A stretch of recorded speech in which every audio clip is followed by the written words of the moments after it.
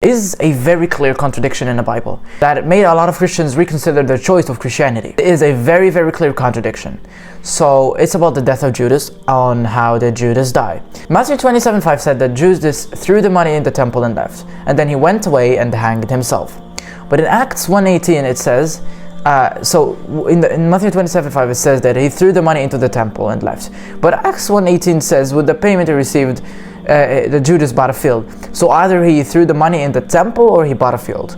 We're not going to discuss this part. In Acts 1:18 said that Judas, there he fell headlong, his body burst open and his intestines spilled out. So either Judas went away and hanged himself, or he fell headlong, his body burst open and his intestines spilled out. That is a very clear contradiction, by the way. But what do Christians say about this verse and how they refuted it? There is two types of refutations. The first part is they say that those are eyewitnesses and they can be, they can contradict each other. Those are, the word of people at the end.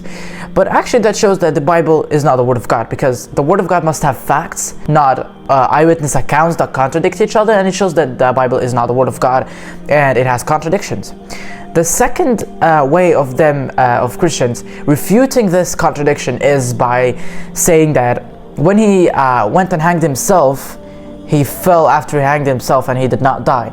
But then when we ask for biblical proof or historical evidence, there is none. So there is no biblical evidence or historical proof that says that when he hanged himself, he fell. Or from the context, there is none. Plus, that is just a theory, not something with any evidence. So the death of Judas contradiction shows that the Bible is not the word of God, and you cannot find something like that in the Quran.